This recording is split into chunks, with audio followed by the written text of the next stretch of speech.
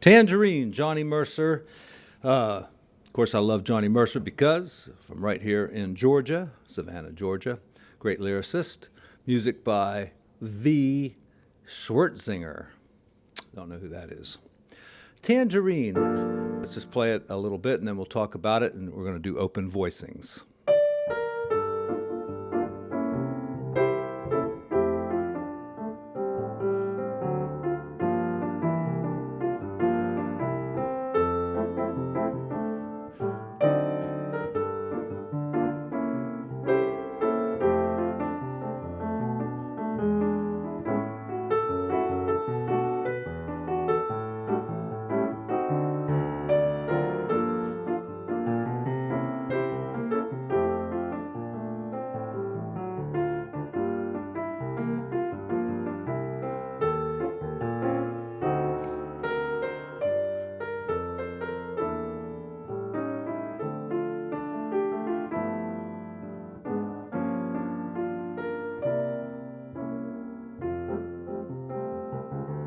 So I thought of a clever little intro for this song.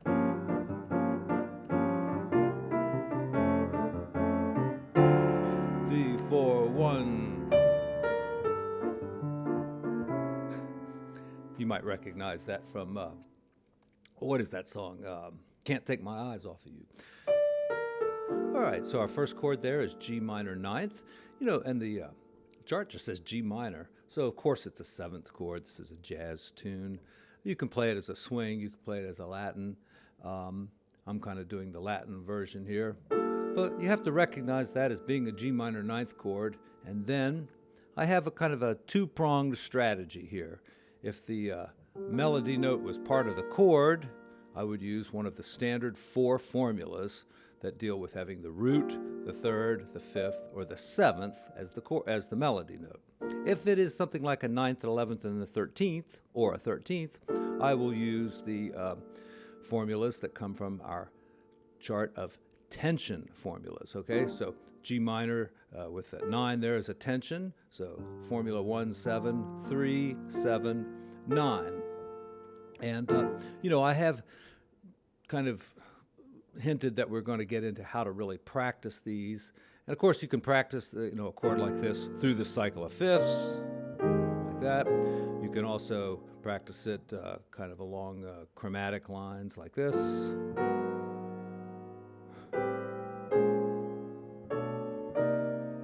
But there's another great way, and that is using drill sheets, and I will get into that very, very soon. In fact, I've dragged them out already from my days of studying jazz piano with Ted Howe. I've got about 14 or 15 drill sheets here, and they're all pretty tough, so I'm going to make some easier ones too. Anyway, let's get back to our song. G minor ninth, and here, C7, the melody note is still the A, but it was tied, so I could really do anything. I could do like a little ninth chord like that, or I could keep the A on top, perhaps, and if I could use any kind of C7th chord I want. I could use a C7 flat 9. And, I could just go to the chart of all those tension voicings and just pick one of those. I could use a regular 9 and play this voicing. I could use a sharp 9 and play that voicing. I could play a sharp 11 and play this voicing or that voicing. I could use a altered chord and play a flat 13.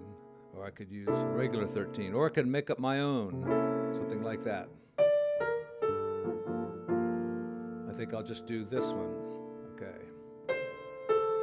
Now F, it just says F, so it's an F major. It's an F major 7th, and there's a 9th for the melody note. Here's my formula, right from the chart.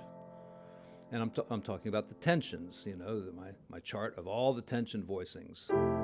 Now these are just starting points too. You can start making your own voicings up. You could say, well, I'm going to add a 9th down here, or I'll add a sharp 11th in like that. You can make other voicings from these voicings, but they're just good starting points and good to know. And here's B flat major 7th. I'm assuming it's that. It could maybe be a 6th or something. Then A minor. We'll make it A minor 7th, of course. I'll keep that melody note on top. And then I see D7 And the melody note's F. That's a sharp 9. Even though the chord symbol says flat 9, I'm going to use my sharp 9 voicing.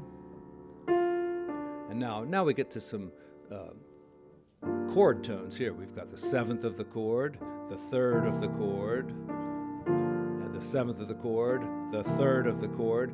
And you know, my voicings are 1-5-7-3-7 or 1-5-3-7-3. Those are from the 4 basic, you know, when the melody is the chord tone, those are the formulas you can use. And you can alter those too, you know, you could add maybe a 9th to it or something like that. But start with the basic ones. F, we'll make it F major 7th, could be a 6th, either one will be fine. And then we have that symbol A with a circle with a line through it. It means an A minor 7 flat 5, and the, you know, another term for it is A half diminished. I guess that's why they split that little circle in half. Anything could be on top. I'll put the 11th on top. I could put the 13 on top if I want to get really daring, I suppose, or experimental. How about just a regular chord with the 7th on top? That'd be fine. And then here it says D7 sharp 9. The melody note's D, so I'm going to have to make up my own voicing here. There's the sharp 9, there's the melody note. That's about the simplest way to go.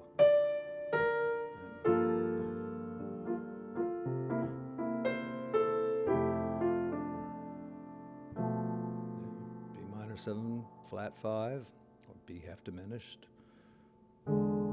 Pretty easy just to use some smaller voicings there. It says sharp 9, I'm going to ignore that. And here, common reharmonization, instead of a 1 and then a 2-5 in A, how about a 1-6-2-5 in A?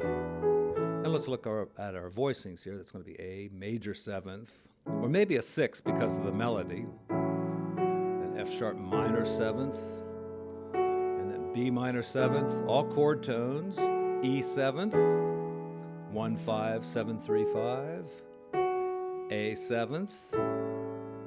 There it is, a simple formula, 1-7-3-5-1. Then, like I said, you can alter these, you know, you can start messing around with them. Change the 5 to a 6, which is really the 13. All right. And then anything on that D7, let's do the flat 9 like it says. And C7, I'll use something different this time. Let's see what could be good. How about flat 9? I made those both major 7ths. You can make a major 6th. I suppose.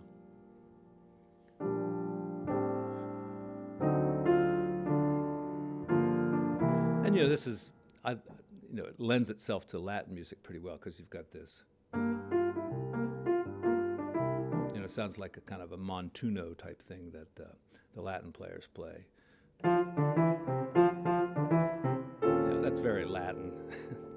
All right, E flat 7th, and I see right away that that is a sharp 11 on top because it's a flat 5. A flat 5 is a sharp 11. So you play a chord like this, or maybe something bigger. I kind of came up with my own voicing there, but actually, you know, that's the, well, I don't know. That's the one from the list of tensions. I could use that one.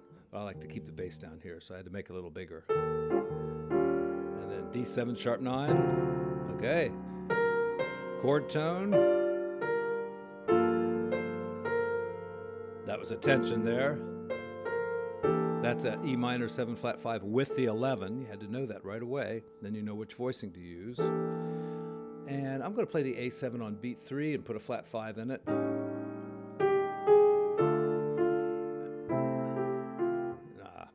Okay, so D minor 7th. And then...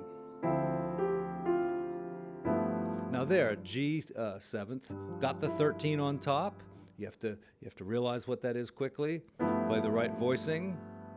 And then I like to put a little diminished chord, like you're going to go up to an A minor, but then back down to the G minor, and it's really G minor flat 5, that C sharp in there. well, if it was a D flat, you could really say it's a flat 5. It's just kind of bumping that note. But it is a flat 5 chord right there for a second. Then no longer. Okay, and then you could do a tritone substitution right there. If you wanted to, use the F sharp, or just keep C in the bass, or even E7 to F. But that's getting into reharm there. And it was that little flat 5 chord that made me think of that other song.